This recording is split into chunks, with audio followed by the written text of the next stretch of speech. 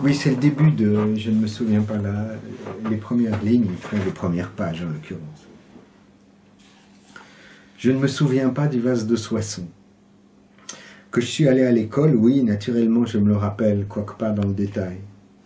Que j'ai appris des choses, je veux bien le croire. J'étais un as en arithmétique.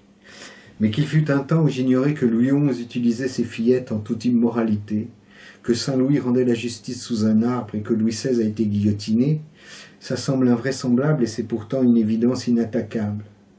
Que, dans le cas de l'auxiliaire avoir, il faut accorder avec le complément d'objet direct situé avant le verbe, que pour ce qui ne se produira que dans l'avenir, on doit employer le futur alors que l'imparfait s'impose souvent pour le passé, que, dans la majorité des cas, un S signale le pluriel des substantifs et des adjectifs, même s'il y a pléthore d'exceptions, aussi difficile à imaginer que ça puisse aujourd'hui me paraître, il m'a également fallu l'apprendre.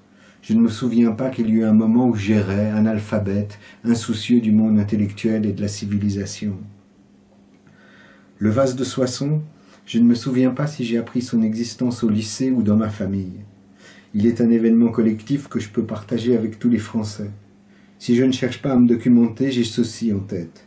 Après la prise ou le sac de Soissons, Clovis guignait tel vase qu'un autre lui refusa, arguant que la communauté était la règle et le vase aussi partageable que l'enfant à la mère indécise présenté devant le roi Salomon.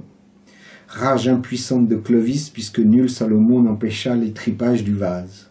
Là-dessus, des années plus tard, à la suite de circonstances redevenues inconnues pour moi, le roi des Francs se venge de l'autre, lui coupant la tête, le tue en tout cas, en prononçant la fameuse phrase « Souviens-toi du vase de Soissons », dont il serait un peu fort que je ne me souvienne pas.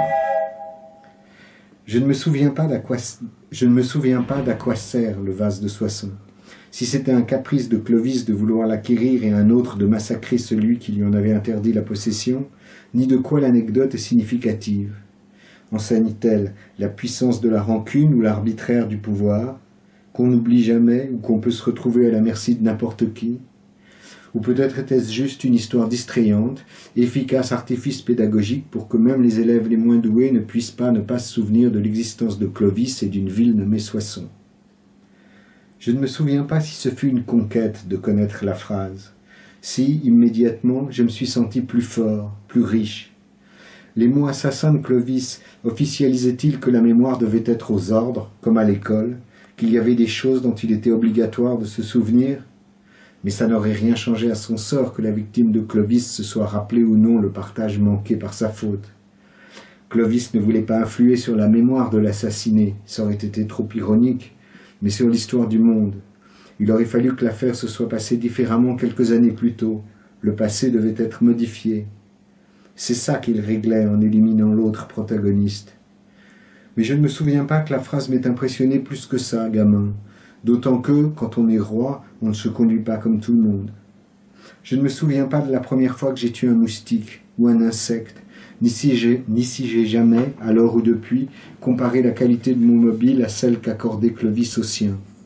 Je ne me souviens pas d'avoir en quelque circonstance que ce soit tué un être humain, mais j'ai commis ce crime envers 1000 espérances, même si, instinct de survie, je me démène à ne pas me souvenir de toutes.